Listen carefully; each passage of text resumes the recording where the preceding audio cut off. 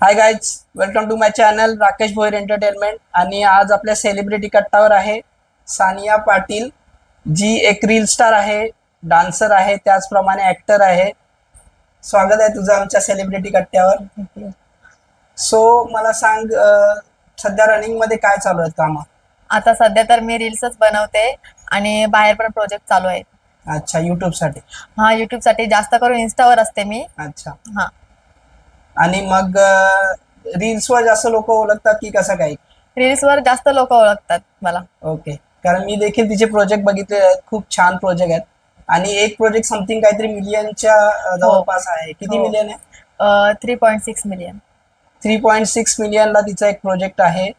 आणि मग आता युट्यूब साठी काय चालू आहे सध्या? ऍक्टिंग चालू आहे, डान्सिंग चालू आहे? युट्यूब साठी सध्या डान्सिंग आणि ऍक्टिंग दोन्ही, पण सध्या माझा युट्यूबचा अकाउंट बंद पडलेला आहे. अच्छा, मग दुसऱ्यांसाठी वगैरे, दुसऱ्या चॅनल साठी वगैरे काय करतेस का? हा, करते. आता चालूच आहे ते. सो मला वाटतंय बहिरीनाथ कलाप्रेमीवर काहीतरी शूट झाली होती का हा, बैनाथ कलाप्रेमी युट्यूब चॅनलवर शूट झालेली आहे. ती आता 2 दिवसामध्ये येणार आहे व्हिडिओ? हा. आणि काय सब्जेक्ट आहे तो? First love is the best love. अच्छा, लव्ह स्टोरी? हा, लव्ह स्टोरी आहे. आणि कॉमेडी व्हिडिओ? हा, कॉमेडी व्हिडिओ, लव्ह स्टोरी आहे. ओके. आता तू मला सांग की राहायला कुठे आहेस, म्हणजे गाव कोणतं आहे तुझं? मी पेण या शहरात छोट्याशा काश्मीर या गावात राहते, त्या साईडला. पेण. ओके. आणि रील्स वगैरे तिथेच करता, म्हणजे ग्रुप वाईज वगैरे करता की फक्त नाही, सोलो? सोलो मध्ये रील्स असतात माझ्या. अच्छा. हा. आणि शिक्षण वगैरे तिथेच? शिक्षण, हा, शिक्षण वगैरे माझं झालेलं आहे. मी 11वी केले, नंतर ITI केला, नंतर ITI झाला कम्प्लीट. आता जॉब साठी बघते. ओके. आणि मग जॉब केला याच्या अगोदर की आता फक्त करायचं? नाही नाही, जॉब आता करणार आहे, आता सध्या नाही जॉब. ओके. आणि मग शूट साठी वगैरे कसं मॅनेज करून जातेस, म्हणजे कुठे लॉंग शूट वगैरे असले तर जातेस का? लॉंग शूट जास्त आपल्या मुंबई शहराच्या इथपर्यंत जाते, बाहेर कुठे जात नाही शूट साठी. आणि मग फ्रेंड सर्कल वगैरे तिथेच आहे गावामध्येच की? फ्रेंड सर्कल बाहेर आहेत गावाच्या. आणि मग फिरायला वगैरे आवडतं की कसं काय? फिरायला वगैरे आवडतं म्हणजे, पण जास्त जात नाही फिरायला, घरातच असते जास्त. दुसरं काय हॉबीज वगैरे ऍडिशनल ऍक्टिंगच्या व्यतिरिक्त दुसरं काय करतेस का? दुसरं काहीच नाही करत, जास्त करून रील बनवते आणि जास्त मला मेकअपची आवड आहे. युट्यूब साठी किती प्रोजेक्ट झाले असतील आता? समथिंग 10-12 झाले असतील. ओके. बाकी सांग, फॅमिलीमध्ये कोण आहे? फॅमिलीमध्ये मम्मी पप्पा आणि 2 बहिणी आहेत. माझ्यापेक्षा एक मोठी बहीण आहे आणि एक छोटी बहीण आहे, आणि मी. त्यांच्या बरोबर टाइम वगैरे स्पेंड होतं, त्यांच्याबरोबर हो, फिरायला वगैरे? होतं भरपूर होतं. सध्या माझ्या रील पण बंद होत्या आजारी असल्यामुळं, आता चालू केलेत परत परत. आता सध्या बरी आहे का तब्येत वगैरे? हा, सध्या बरी आहे. सो गाईज, मेडिकल प्रॉब्लेम मुळे थोडंसं तिचं काम अटकलं होतं, पण आता सध्या ती रनिंग मध्ये करणार आहे. आणि खूप छान करते. तुम्ही देखील तिच्या आयडी वर जाऊन नक्कीच बघू शकता. इन्स्टाचा जरा आयडी सांग सर्वांना. सानिया पाटील 215. सगळ्यांनी फॉलो नक्की करा. सानिया पाटील 215 नक्की फॉलो करा. आणि खूप छान छान असे तिचे विषय असतात. मी जवळजवळ महिनाभर इंस्टाग्रामवर नव्हते आजारी असल्यामुळे. सगळे विचारतात मला, तू आयफोन का नाही घेत, म्हणजे व्हिडिओ चांगले येतील जेणेकरून. पण थोडा प्रॉब्लेम असल्यामुळे मला आयफोन घेणे शक्य होत नाही, तर सगळ्यांनी हा प्रश्न करू नका परत. नाही गाईज, असं काही नाही, हे त्यांच्या फॅमिली प्रॉब्लेम, मेंटली आहे त्यांची, हे आहे, बाकी असं काही नसतं. ऍक्च्युली तू जे कंटेंट करतेस ते कंटेंट किती पॉवरफुल हे जास्त महत्वाचं आहे. बाकी क्लिअरिटी हवी आहे, सर्व काही गोष्टी हव्या आहेत, नाही असं नाही. पण आयफोनच कंपल्सरी नाही आहे. तू जे करतेस ते जर चांगलं असेल, लोकांना आवडलं, लोकांपर्यंत पोहोचलं, तर डेफिनेटली तुझा प्रोजेक्ट चांगला होऊ शकतो. आता मी साध्या फोन मध्ये तरी मी 4,000 फॉलोअर्स कमवलेत. म्हणजे 7 नोव्हेंबरला 1 वर्ष झाला माझ्या इंस्टाग्रामला ओपन करून. त्याच दिवशी माझे 4,000 फॉलोअर्स कम्प्लीट झाले. माझा आधी अकाउंट होता, पण तो माझा हॅक झाला, तो बंद केला, त्यामुळे मी नवीन अकाउंट ओपन केलेला. सो 4,000 जे 4 लाख हो असं काही नाही. आणि आमच्याकडनं खूप छान विशेष आहेत तुला. आपण काम करणं गरजेचं आहे, बाकी ते ऑटोमॅटिकली होत राहतं. कारण माझी देखील एक रील्स गेलेली आहे, 2.3 वर गेलेली आहे. आणि आम्ही रॅन्डमली, मिलियनवर आम्ही असाच सहज तो विषय घेतला होता जनरली, पण तो सर्वांना आवडला. आणि अजूनपर्यंत त्याच्यावर कमेंट्स वगैरे चालू आहेत, फॉलोअर्स वगैरे वाढत आहेत. बाकी काय शाळेमधली काय असं काही गोष्ट लक्षात आहे का, की काहीतरी गंमतशीर किस्सा वगैरे काय?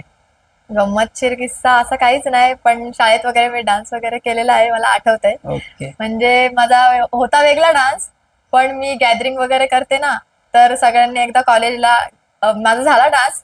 मी पूर्ण साडीमध्ये आले नंतर दुसऱ्यांचा डान्स बघायला, पण सगळ्या मुलांनी बोला की तू बैलगाडा पाटलांचा बैलगाडा सॉन्ग केलेलास, त्या सॉन्गवर आम्हाला डान्स हवाय. सगळी पूर्ण ओरडत होती की तो डान्स कर, तो डान्स कर. तो एक चांगला वाटला मला. आणि कुठे बाजारात पेणला वगैरे गेले की कोणी म्हणजे छोटे मुली असतात त्या तर डायरेक्ट बोलतात ही रील बनवते ना. एक होता असा किस्सा की मी स्टँडवर होते आणि एक छोटी मुलगी होती सार्वजनिकची, ती आली, सानिया ताई हाय. बोलू मी नाही बोलू ओळखलं तुला, तर ती करते तू बोलते रील बनवते ना, बोलतो मला बोलतो तुझ्या रील आवडतात. असं म्हणजे मला चांगलं वाटलं होतं त्यावेळी. बाजारात गेलो तरी पण साईडला कोण म्हणजे तोंडावर बोलत नाही पण बोलतात साईडला ही रील्स बनवतं ना, ही सानिया पाटील ना, तेव्हा पण खूप चांगलं वाटतं ऐकून. डेफिनेटली ती इन्स्टावर बऱ्यापैकी फेमस आहे आणि युट्यूबवर देखील डेफिनेटली फेमस होईल, तिची कामं छान होतील अशी आपण अपेक्षा करूया. मग असं जेव्हा समोरून लोक सांगतात तेव्हा डेफिनेटली तुला चांगलं वाटतं. मग तिथून भारी तुला असं वाटतंय का तुला आता हौस वाढत चालली अजून काम अजून करायची? अंगात हे येतं की मी अजून चांगलं करेन, अजून नाव कमवेन, असं म्हणजे मला वाटतं स्वतःला. डेफिनेटली गाईज तुम्ही देखील छान छान कमेंट्स करा, तिचे इन्स्टाची जी आयडी आहे त्याच्यावर तिचे रील्स बघा. सो बाकी अजून काय सांग, म्हणजे शाळेमध्ये कोणतं टीचर सर वगैरे कोणी असं आवडीचं होतं का ज्याचं नाव लक्षात आहे? याचं नाव लक्षात आहे, आवडीचं शिक्षक तर कोणीच नव्हतं. आणि मग आता फ्रेंड सर्कल मध्ये असं काय चिल वगैरे होतं, कुठे फिरायला जाता काय? नाही होत. फ्रेंड सर्कल जास्त नाही, जास्त करून मी फ्रेंड्स मध्ये नसतेच, एकटीच असते जास्त करून. सो तिने मला वाटतं कामावर जास्त फोकस केलेला आहे तिच्या. कामावर.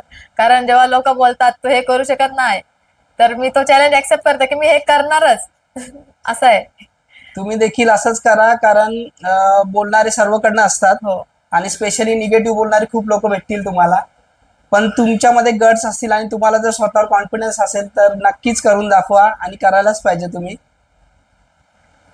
माझा एक झालेला आहे असा, म्हणजे एक पोरगी होती, मी आता नाव नाही सांगू शकत, तर ती बोलली, तिची फ्रेंड होती ना, ती बोलली तू तिच्या समोर म्हणजे हे नको करूस, तुझी लायकी नाही तिच्या समोर, अशी बोललेली. किती कुठे ना तू कुठे.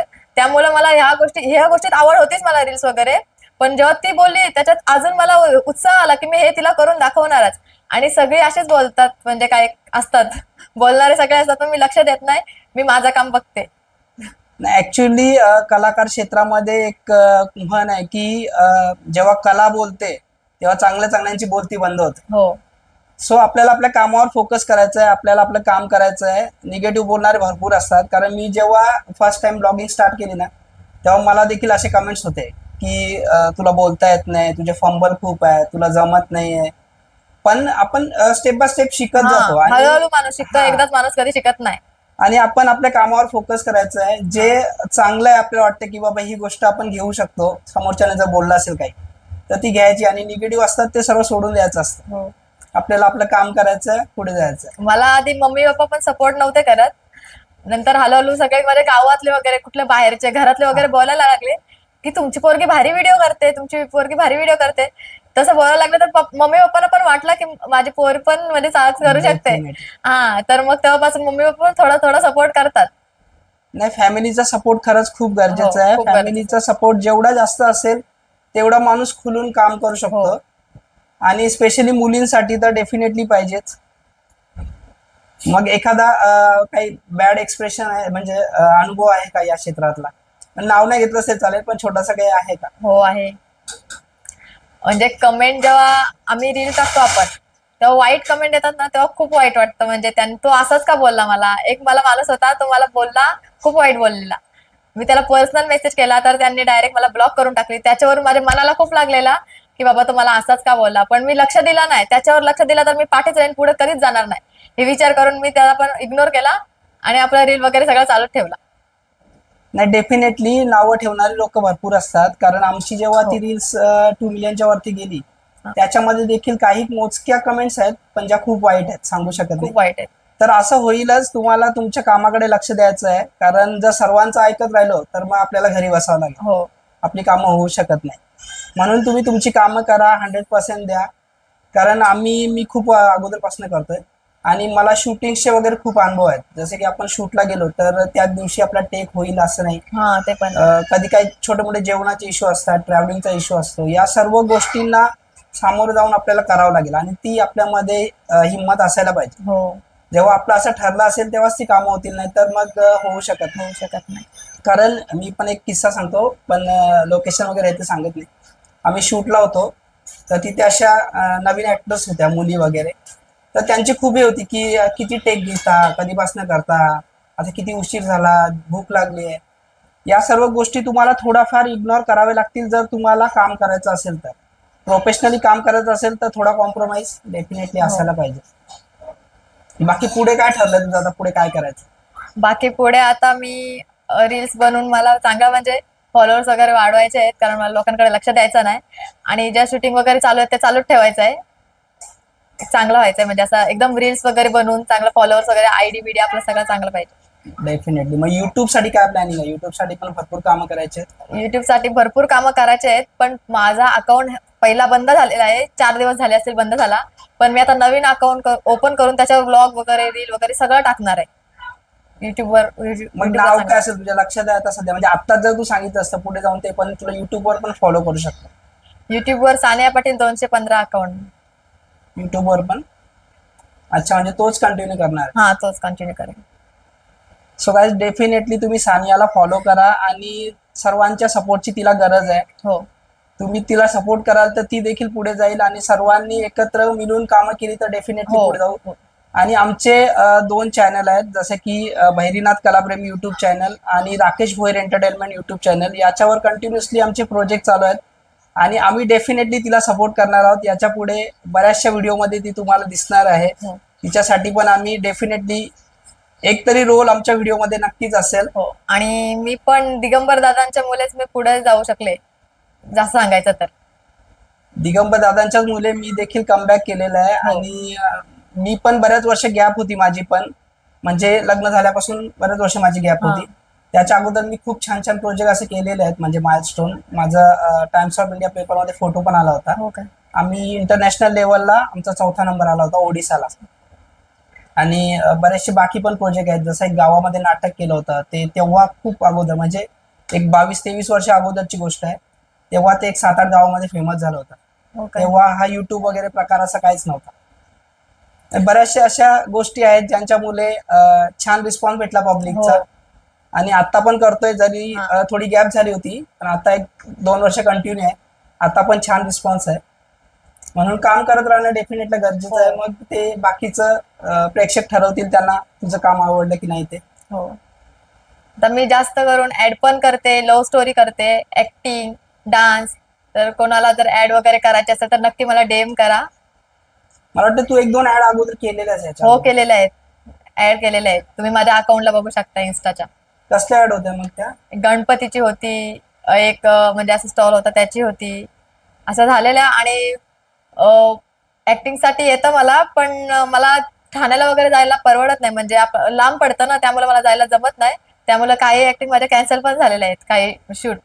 तो तिचा थोडा प्रॉब्लेम झाला होता, कारण जे कॉल आले ते खूप लांबचे आले. खूप लांबून ट्रॅव्हलिंग मुळे थोडासा तिचे ते प्रोजेक्ट चुकलेले आहेत. पण इथे आता तिला पॉसिबल आहे, कारण आम्ही आणि दिगंबर दादा आहोतच. आणि याच्या पुढे ती तुम्हाला बऱ्याचशा प्रोजेक्ट मध्ये दिसणार आहे डेफिनेटली.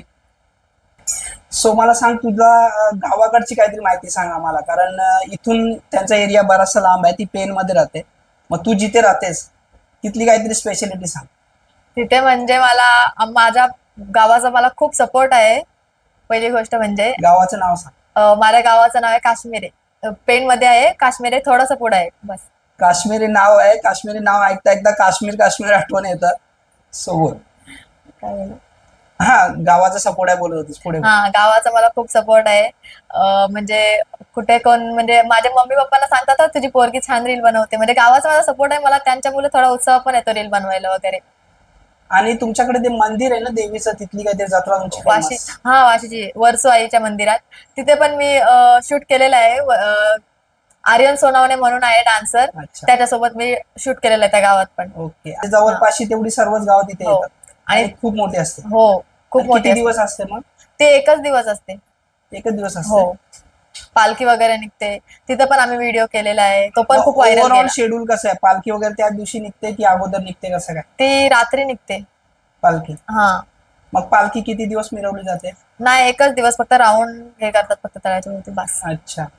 मग बघण्यासारखं असतं खूप हो, असं? खूप बघण्यासारखं आहे. खूप लांबून लांबून लोक येतात तिथे दर्शनासाठी वर्सोईच्या. आणि मग बँड वगैरे बँड वगैरे खूप मज्जा असते, खूप मज्जा असते. सगळे डान्स वगैरे सगळं असतं. सो गाईज, तुम्ही देखील नक्की जाऊ शकता. कधी असते ती जत्रा, काय लक्षात तुझ्या? ते आता मार्च मध्ये असेल. मार्च मध्ये? हा, मार्च मध्ये सगळ्या जत्रा चालू होतात ना. हा. आता तर नाही, आता फेस्टिवल चालू आहे पेनचा फेस्टिवल. तिथे पण मी पार्टिसिपेट करणार होतो, पण मला नाही जमलं यावर्षी. पुढच्या वर्षी नक्की घेईन. मग ते एक्झॅक्टली कुठे आहे? पेन सिटी मध्ये कुठे आहे?